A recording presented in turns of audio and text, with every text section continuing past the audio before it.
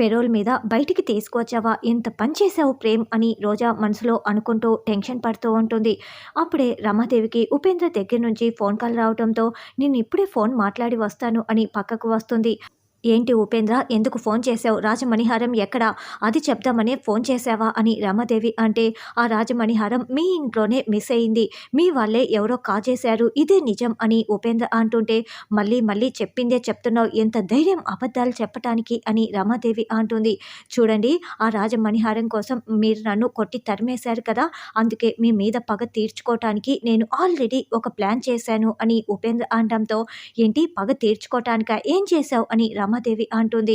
ఆ రామచంద్రయ్యని ఒకరోజు పెరోల్ మీద బయటికి పంపించటానికి నా పర్మిషన్ అడిగారు. నేను ఓకే చెప్పేశాను. ఎందుకంటే ఆ రామచంద్రయ్య బయటికి రాగానే నేరుగా నీ దగ్గరికే వచ్చి నీ ప్రాణాలు తీసేస్తాడు. నీతో పాటు నీ కుటుంబం ప్రాణాలు కూడా పోతాయేమో. నేను చెప్పకుండా సైలెంట్గా ఉంటే నీకెలా తెలుస్తుంది? నువ్వు అనుక్షణం చావు భయంతో విలవిల్లాడిపోవాలి కదా, అందుకే నేను ఫోన్ చేసి చెప్పాను అని ఉపేంద్ర చెప్తాడు.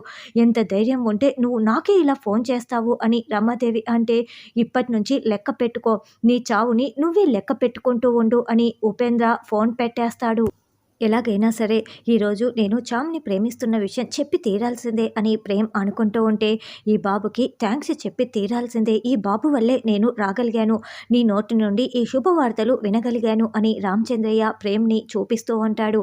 బాబు, దేవుణ్ణి దర్శనం చేసుకుందాం, వెళ్దామా అని రామచంద్రయ్య అంటే, ఉండండి సార్, ఏదైనా స్పెషల్ పూజ జరిపిస్తారేమో కనుక్కొని వస్తాను అని ప్రేమ్ అక్కడి నుంచి వెళ్తాడు.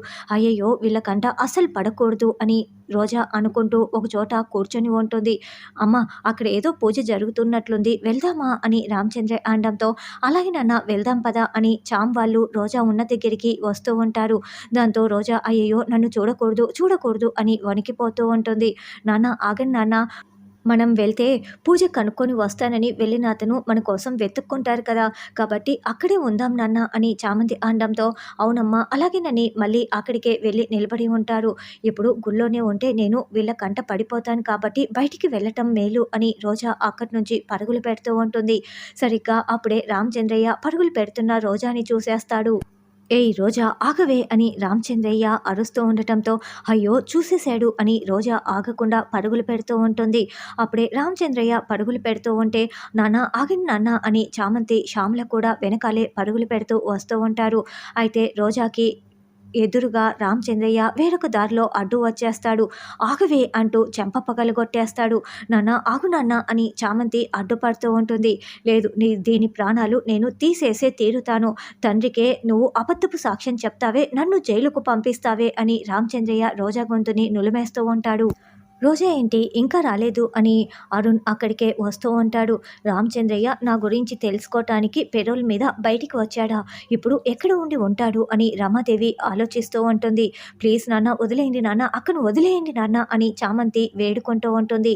లేదు, అబద్ధపు సాక్ష్యం చెప్పి చెయ్యని నేరానికి నన్ను జైలుకు పంపించింది కదా, అసలు ఇలాంటి కూతుర్ని ప్రాణాలతో అస్సలు ఉండనివ్వకూడదు, నేను ఎలాంటి బ్రతుకు బతకాల్సి వచ్చింది, జైలుకు వెళ్లాల్సి వచ్చింది, ఇది అసలు ప్రాణాలతో ఉండకూడదు అని రామచంద్రయ్య ఇంకా నులిమేస్తూ ఉంటే, నాన్న నా కోసం వదిలేయండి నాన్న, నా పుట్టినరోజు నాడు మీరు బయటికి వచ్చారు, మళ్ళీ మీరు బాధపడకూడదు, నాకు పుట్టినరోజు కానుకగా అక్కను వదిలేయండి నాన్న అని చామంతి వేడుకోవటంతో ఇక రామచంద్రయ్య వదిలేస్తాడు. ఇప్పుడు వదిలేశానని ఇప్పుడు మళ్ళీ మళ్ళీ నేను నిన్ను వదిలేస్తానని అనుకోకు, చూసావా నువ్వు చేసిన దానికి నీ చెల్లెలు క్షమించి వదిలేయమని ఎలా వేడుకొనిందో, ఇలాంటి దరిద్రపు కూతుర్ని నేను ఎలా కన్నానో నాకే అర్థం కావటం లేదు, అసలు ఈ చామంతికి నీకు ఎంత పోలిక అని రామచంద్రయ్య తిడుతూ ఉంటాడు. ఇప్పుడు వదిలేశాను, ఇంకెప్పుడు నాకు కనిపించకు, ఈసారి మాత్రం దొరికావా ఖచ్చితంగా ప్రాణాలు తీసేస్తాను పో అని రామచంద్రయ్య అరవటంతో రోజా పరుగులు పెట్టేస్తుంది. రోజాకి అరుణ్ ఎదురు రావటంతో, అయ్యో అరుణ్ సార్ మొత్తం చూసేశాడా, ఇప్పుడు ఏం చేయాలి అని రోజా అనుకుంటూ ఉంటే, రోజా ఎవరతను, నీతో ఏదో ర్యాష్గా మాట్లాడుతున్నట్లున్నాడే అని అరుణ్ నిలదీస్తూ ఉంటాడు. అప్పుడే ఎవరమ్మా అతనితో మాట్లాడుతోంది అని రామచంద్రయ్య అడగటంతో, మీ అల్లుడు గారు నాన్న అని చామంతి చెప్తుంది. అంటే పెళ్లి కూడా చేసేసుకుందా, పాపం అతను ఎవరో తెలియక పెళ్లి చేసుకున్నట్లున్నాడు, అతన్ని మోసం చేస్తోందా ఈ రోజా అని రామచంద్రయ్య అంటాడు. చెప్పు రోజా, అతను ఎందుకు నీతో ర్యాష్గా మాట్లాడుతున్నాడు, ఏం మాట్లాడాడు అని అరుణ్ అడగటంతో, చామంతి కూడా పక్కనే ఉంది కదా అని అరుణ్ అడుగుతూ ఉంటాడు. సార్, అతనెవరో అనాథాశ్రమంలో పనిచేస్తూ ఉంటాడంట. డొనేషన్ ఇవ్వమని అడిగాడు. నేను ఆశ్రమానికి వచ్చి ఇస్తానని చెప్తే, లేదు ఇక్కడే ₹1,00,000 ఇవ్వాలి అని ర్యాష్‌గా అడుగుతున్నాడు. చామంతి తీసుకొచ్చింది కదా అని చెప్పి మాట్లాడుతున్నాను. నాకెందుకో ఫేక్ అనిపించింది. చూడండి ఎలా ఉన్నాడో, అందుకే నేను ఇవ్వలేదు. అందుకే ర్యాష్‌గా మాట్లాడాడు అని రోజా కట్టుకథ చెప్తుంది. ఉండు వాడి సంగతి నేను చెప్తాను అని అరుణ్ అంటే, అయ్యో సార్ అవసరం లేదులే, నేను మాట్లాడి వచ్చాను, పదండి వెళ్దాం అని రోజా అంటుంది. ఈ దరిద్రమంతా మనకెందుకులేమ్మా, బాబు మన కోసం ఎదురు చూస్తూ ఉంటాడు, రా వెళ్దాం అని రామచంద్రయ్య అంటాడు. తర్వాత రమాదేవి జగదీష్‌కి ఉపేంద్ర చెప్పిన మాటలన్నీ చెప్తుంది. అయినా రామచంద్రయ్య ఎక్కడ ఉన్నాడో మనకు తెలీదు. మనం ఎక్కడ ఉన్నామో రామచంద్రయ్యకి తెలీదు కదా. ముందు పూజ పూర్తవని, తర్వాత వాడి సంగతి చూసుకుందాం. నువ్వేమీ కంగారు పడకు అని జగదీష్ ధైర్యం చెప్తూ ఉంటాడు.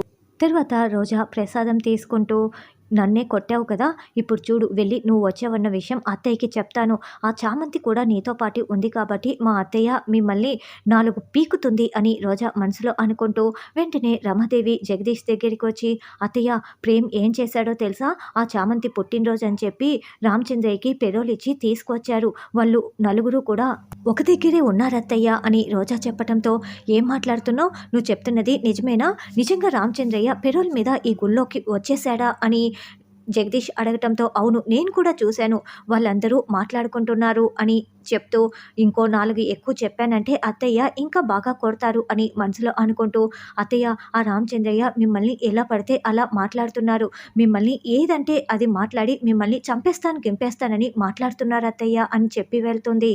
అప్పుడే రామచంద్రయ్య దేవుణ్ణి మొక్కుకుంటూ అక్కడున్న రమాదేవిని చూసేస్తాడు. ఒసేయ్ రమాదేవి, నువ్వు ఇక్కడే ఉన్నావా? నీకోసమేనే నేను వచ్చాను. ఈరోజు నువ్వు నా చేతిలో చచ్చావే, నిన్ను అస్సలు వదిలిపెట్టను అని చెంప పగలగొడుతూ ఉంటే జగదీష్ అడ్డు వస్తాడు. నాన్న నాన్న అంటూ చామంతి శ్యామల అడ్డుపడుతున్నా కూడా జగదీష్ చెంప పగలగొట్టి రమాదేవి చెంప కూడా పగలగొడతాడు. నిన్ను వదలనే, నీ ప్రాణాలు తీసేస్తానే అని రామచంద్రయ్య గొంతు నులుముతూ ఉంటే అప్పుడే హర్ష పరిగెత్తుకుంటూ అక్కడికి వచ్చి, రామచంద్రయ్య ఏం చేస్తున్నావు? నా భార్య ఏం చేసింది? నా భార్యని ఎందుకు చంపుతున్నావు అని నిలదీస్తూ ఉంటే ప్రేమ్తో సహా అందరూ పరుగులు పెడుతూ అక్కడికి వస్తారు. ఏంటి బాబు, ఏంటయ్యా ఏం మాట్లాడుతున్నావు? ఈ దుర్మార్గురాలు మీ భార్యనా? మీరు పెళ్లి చేసుకున్నారా అని చెప్తుంటే, చూడు ఇప్పటికే చాలా ఎక్కువగా మాట్లాడావు, ఏంటా మాటలు అని హర్ష అంటాడు. వీళ్ళ పాపపు చిట్టాలు తెలియక మీరు దీని ముసుగులో పడి పెళ్లి చేసుకున్నట్లు ఉన్నారు. ఇది రాజమహల్లో పని మనిషి, ఇది దుర్మార్గురాలు అని రామచంద్రయ్య నిజం చెప్పేయటంతో అందరూ షాకింగ్గా చూస్తూ ఉంటారు. ఇది దొంగతనం కూడా చేసింది.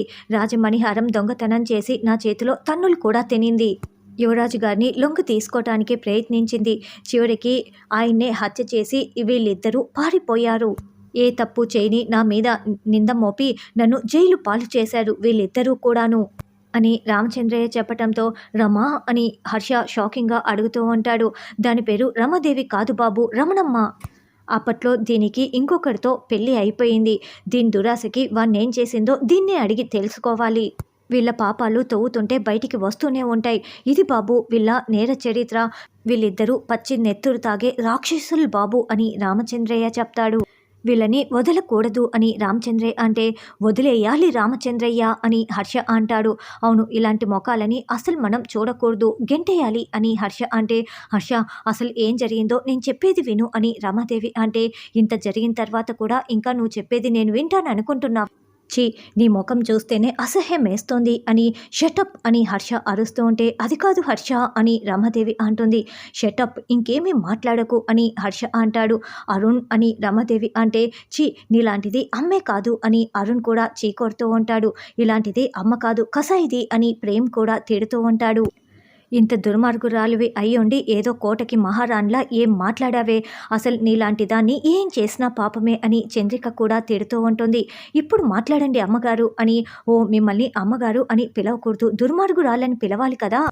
ఛీ, నీది ఒక బ్రతికేనా? నువ్వు నిజాయితీ గురించి మాట్లాడతావా? ఏదేదో మాట్లాడతావో, అసలు నువ్వు మనిషివే కాదు అని చామంతి కూడా బాగా తిడుతూ ఉంటుంది. అమ్మ నిషా, నువ్వైనా అర్థం చేసుకో అని రమాదేవి అంటే, ఇంతమంది ఇన్ని మాట్లాడుతుంటే నేనెలా అర్థం చేసుకుంటాను?